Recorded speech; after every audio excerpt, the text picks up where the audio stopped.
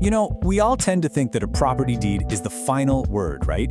It's this black and white document that tells you exactly what you own, end of story.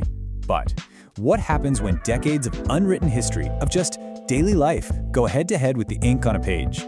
Well, today we are diving into a legal puzzle where a simple little garden path becomes the center of a huge battle between a deed and 60 years of footsteps. So imagine hearing that. Those are the words of a new homeowner, a Mr. Ashworth, yelling at his elderly neighbor, Mrs. Davis. He's just moved in, and he's waving around a brand new survey and a court order. And just like that, a peaceful little path becomes a full-blown war zone. And that right there, that's the big question, isn't it? I mean, Mr. Ashworth has the deed. He even has a court order. On paper, it looks like he's already won. But property law has these fascinating kind of ancient principles that look beyond just the documents. And we're about to explore one of them, where the simple act of walking a path day in and day out can actually forge a legal right as strong as any piece of paper. Okay, so let's really paint the picture here. On one side, you've got Mr. Ashworth. He believes in the absolute, undeniable power of his property title. And on the other side, you have Mrs. Davis, whose family has been using this little path to their shed for over 60 years, way before Mr. Ashworth was even in the picture. He sees someone trespassing on his land. She sees, well, she just sees her path. At first glance, it really seems like all the power is in his corner. So Mr. Ashworth's first move is to pull out a pretty big legal weapon, a temporary restraining order, or what lawyers call a TRO. You can think of it like a legal emergency brake. It's a super powerful tool that a judge can grant really fast to just freeze everything and stop something from happening. For Mrs. Davis, this TRO feels like the end of the line, legally blocking her from a path she's known her entire life. And this really lays out the whole fight. On the left, you've got Ashworth's claim, unencumbered fee simple. It's a fancy legal term for the most complete, purest form of ownership you can have. It's supposed to be totally free of anyone else's claims. But then, on the right, you have the problem. You have reality. 60 years of footsteps. 60 years that have worn a path not just into the dirt, but maybe, just maybe, into the law itself. Just when it looks like it's all over for Mrs. Davis, a new player enters the scene. A lawyer, Aaron Lynch, just happens to be nearby. And where everybody else sees a simple fight over a property line, he sees something different. He sees the ghost of an old legal right, a doctrine that might just be powerful enough to take on that ironclad deed. And this is the key that unlocks the whole thing. While Ashworth's legal team is getting bogged down in technical stuff, Aaron zeroes in on the real issue. He puts a name to the legal concept that could turn this entire case upside down, a prescriptive easement.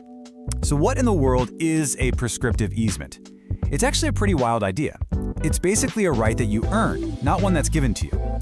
If you use a part of someone else's land for a really long time, and you do it in a certain way, the law can eventually say, you know what? You now have a legal right to keep doing that, even if the owner never said yes, and even if a new owner comes along who doesn't like it. Now, you can't just walk across your neighbor's lawn once and claim this right.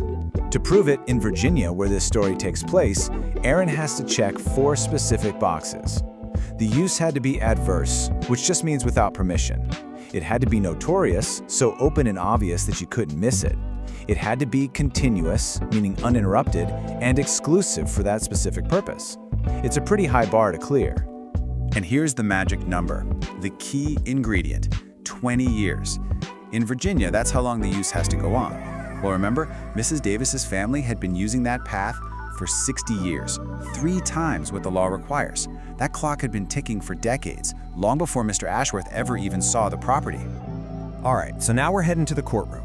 Aaron files an emergency motion to get rid of that TRO. This is the showdown. This is where the perfect world of paper deeds is about to collide with the messy reality of the last 60 years, all in front of a judge. So in court, you have these 2 totally opposite arguments. Ashworth's lawyer is basically saying, look at the survey. The line is the line, case closed. He tries to argue the past use was just neighborly goodwill. But Aaron completely reframes the whole thing. He says this isn't about survey lines. It's an equitable question. It's about what's fair. He argues the use was adverse and that long history created a permanent or vested right. And here's a really important point Aaron makes. The word adverse sounds aggressive, right? But in this legal context, it doesn't mean you were being hostile or fighting with your neighbor.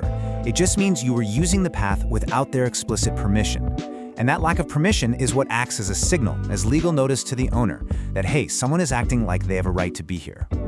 And that's the kicker.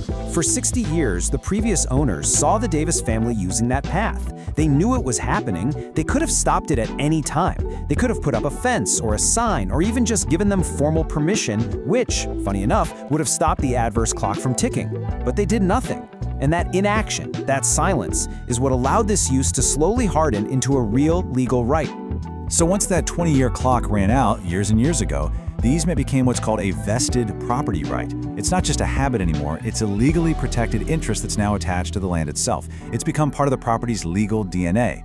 So when Mr. Ashworth bought his unencumbered property, well, surprise, it wasn't actually unencumbered. It came with this invisible, historical right already attached. And the judge totally gets it. The temporary restraining order is thrown out immediately. The judge even says that Mrs. Davis has a high likelihood of success if the case goes further. I mean, wow, it is a complete reversal.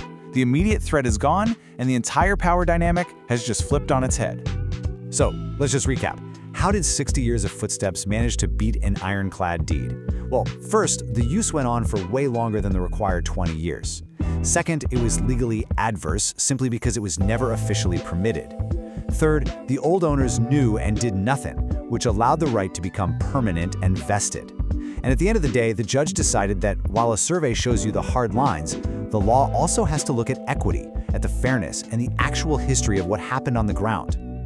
I love this quote from Aaron Lynch. It just sums up the whole lesson perfectly.